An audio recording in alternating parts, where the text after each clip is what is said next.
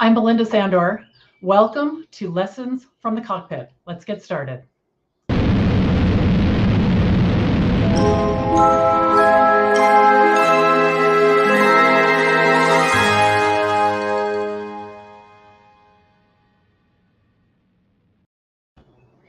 Hey, everybody, welcome. I'm Belinda Sandor. Welcome to Lessons from the Cockpit, where we're going to talk about both tactical and practical ways to grow your virtual assistant business, whether you're just starting out or you've been a virtual assistant for a while. So I'd love to hear where everybody's coming in from. I see you pouring in the comments. So tell me who's here. Tell me who is here.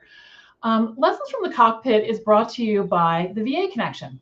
And at the VA Connection, we work with new, established, and aspiring virtual assistants to help them build thriving businesses as virtual assistants. And the key here is using the skills they already have. All right, I'm a big fan of jumping right in and getting started. So today we're going to talk about an important topic, and it's how to raise your prices as a virtual assistant. Raising your pricing can be very, very scary. So I'm going to tell you best practices for doing that, and also tell you the way that I raised my prices in a way that worked and a way that didn't work throughout my career as a virtual assistant. But first, I'm going to introduce myself to you for those of you who are new. We are streaming on YouTube, on Twitter, on LinkedIn, and all over Facebook. So wherever you are, I'd love for you to jump in the comments and say hi. All right, awesome. All right, so this is me and my delicious daughter about 11 years ago. And Emily was 9, and it was a really challenging point in my life. For most of my life, I had myself pretty handled. I had a handle on my finances. I had good jobs, and things were kind of swimming along. But everything started to fall apart a couple of years before this, and this was at the height of the crazy. And I was a newly single mom. I didn't have a job.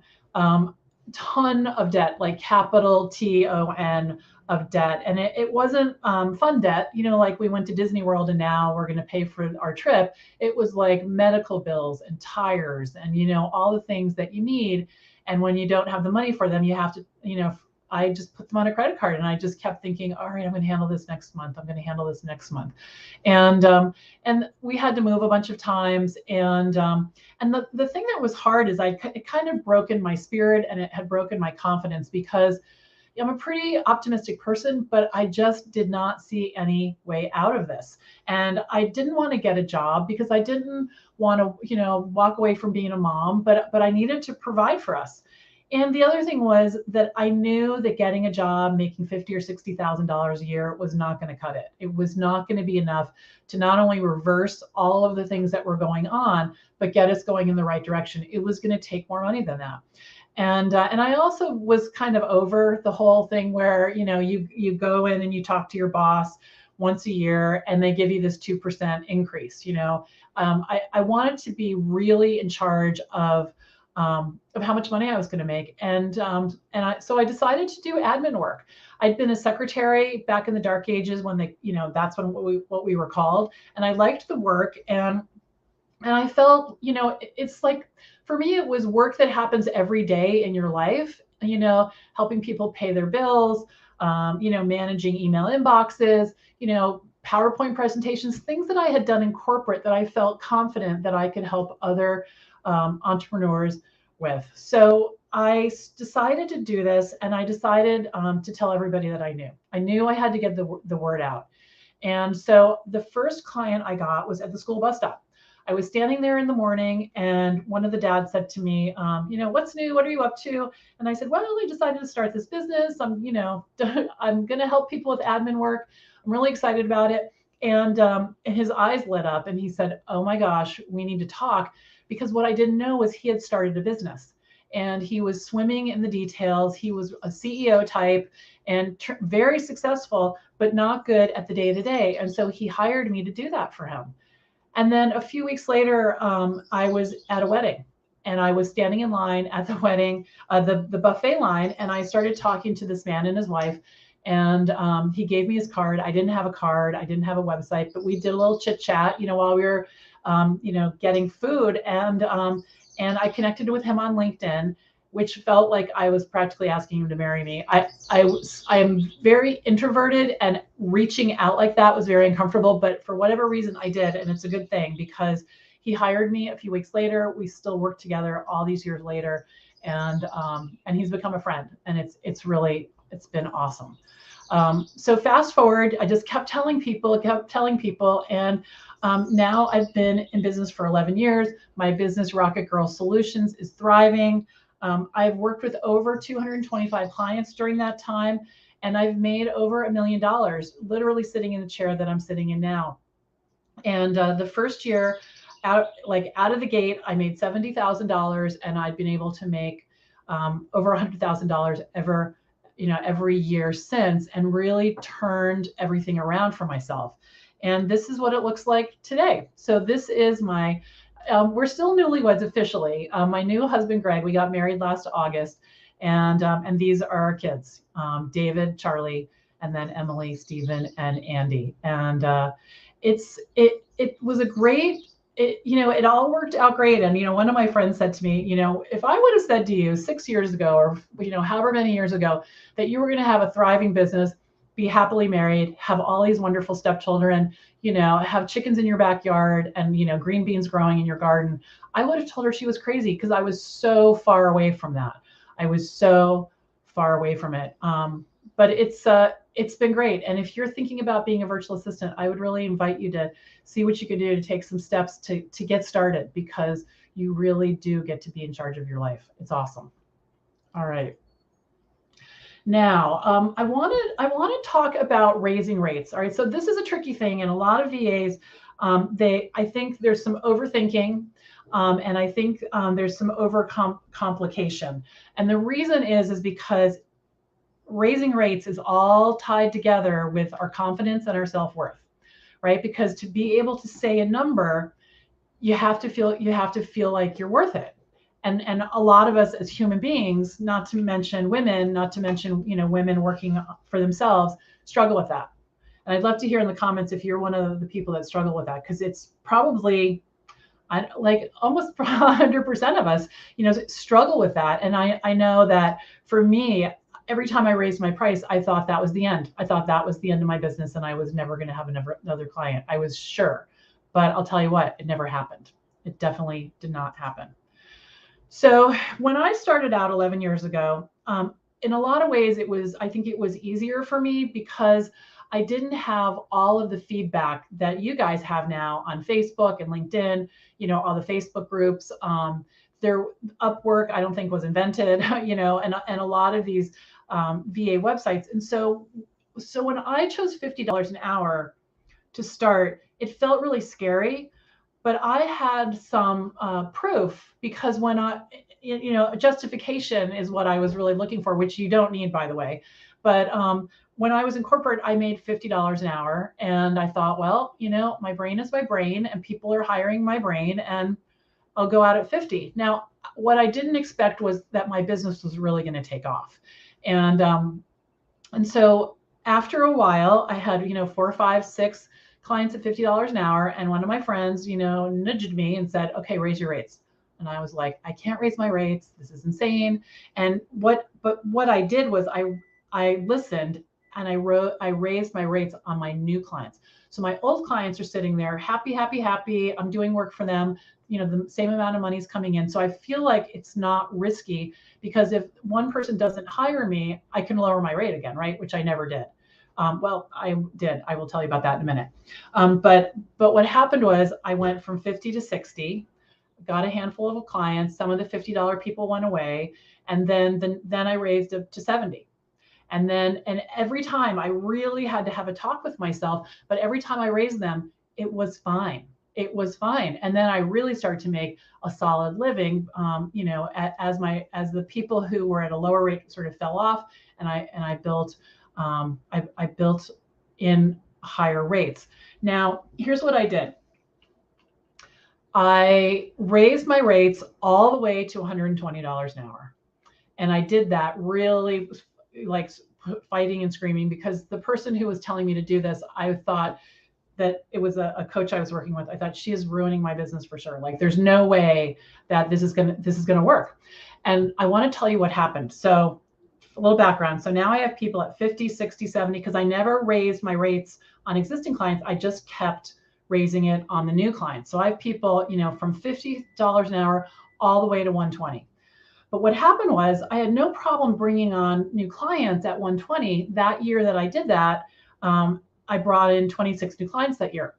The problem was that they weren't really inviting me to go into their business deeply, and I really like that.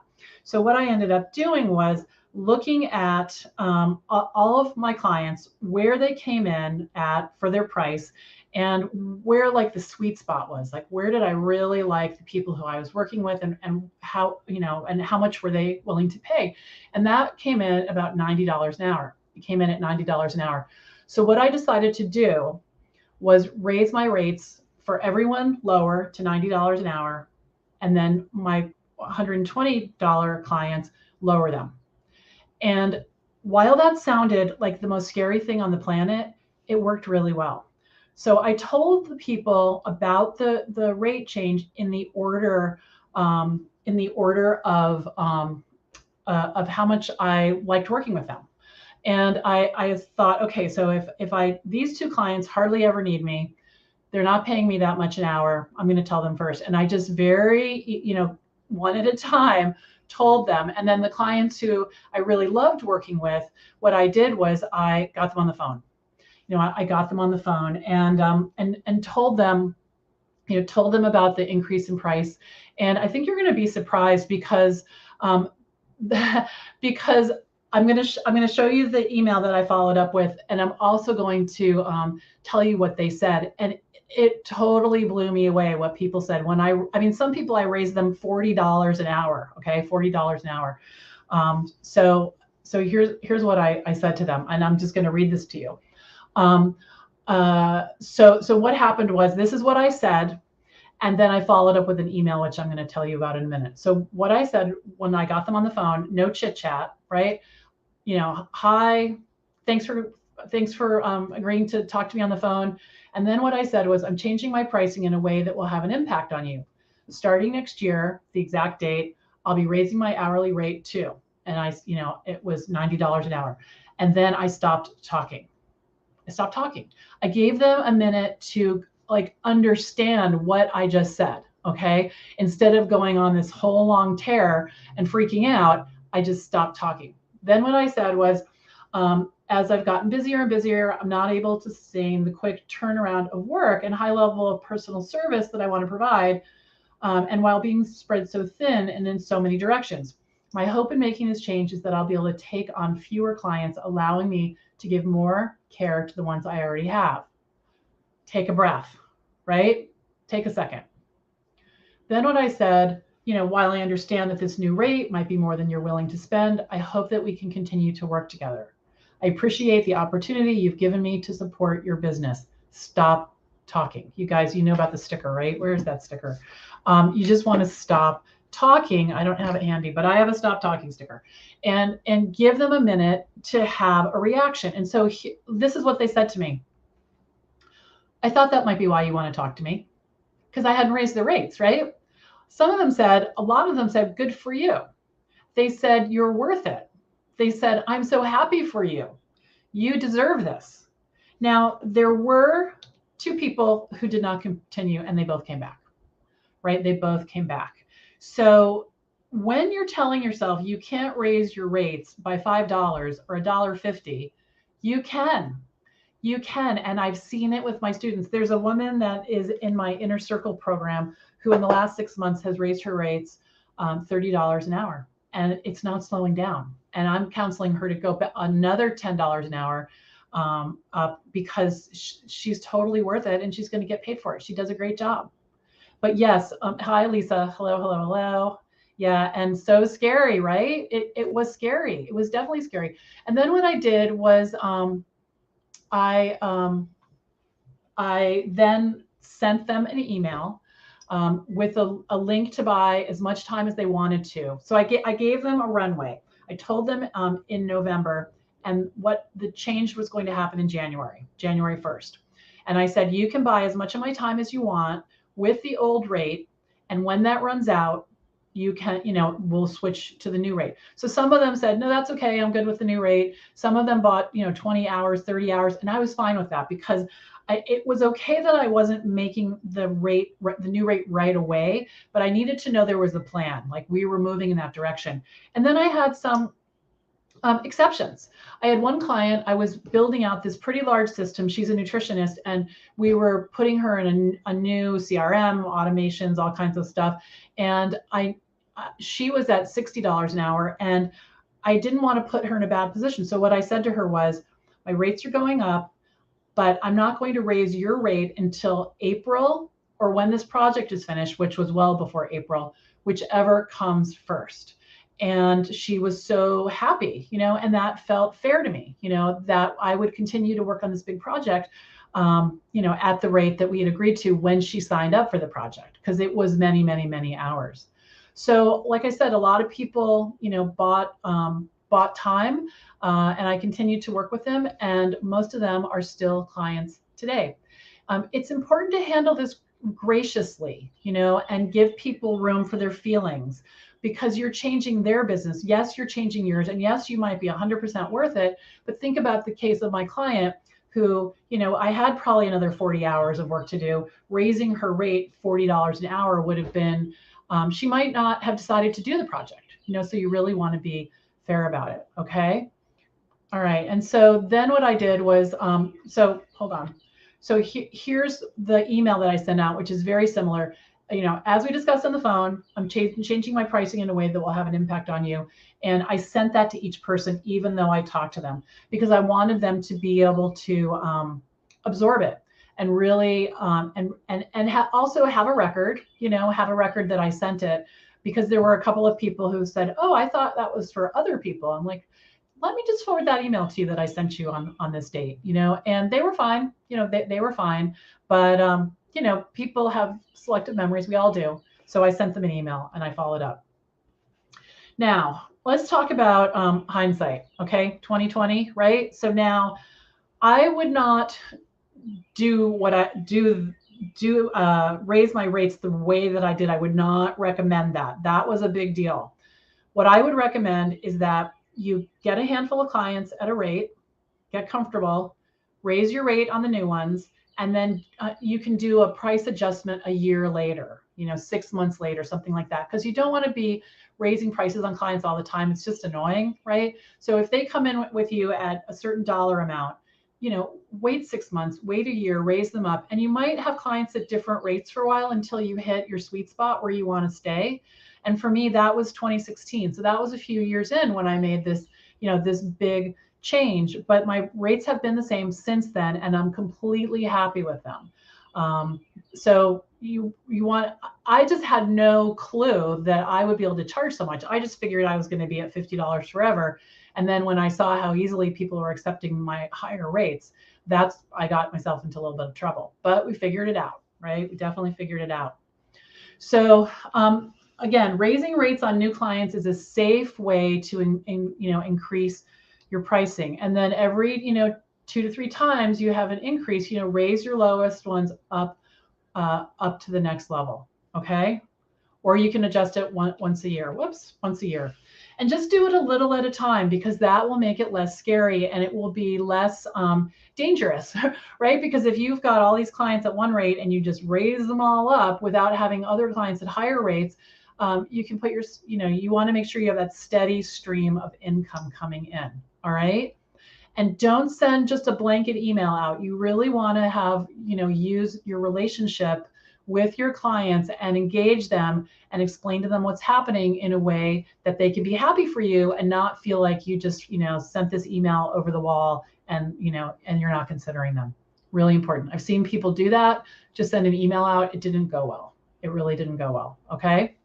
All right. So before we go, I want to tell you about my upcoming 5-day training that's starting on Monday, all about how to have a steady stream of clients in your business. All right.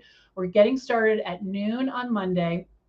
You can go right here, vachallenge.info and sign up. We're going to talk about all kinds of things, and I think you're going to love it. We also are going to have prizes, all kinds of excitement going on in the group. So be sure to join us. Monday, we're going to talk about skills. What are the skills that you need to get started?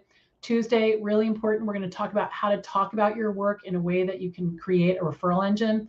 Wednesday, we're going to talk about where clients are hanging out and how to get in front of them so that they'll, tap you on the shoulder and say, hey, do you have space in your VA business to help me? They really do that. On day 4, we're going to talk about all the systems that you need to run your business, and I'm going to open doors to my school, VA school. I'd love to tell you all about that.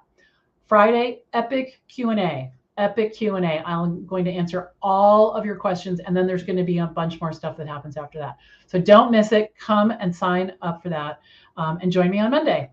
All right, everybody. Thank you for coming. I really appreciate it. I hope this was helpful. Be brave and raise your prices. I'll see you next time. Bye-bye.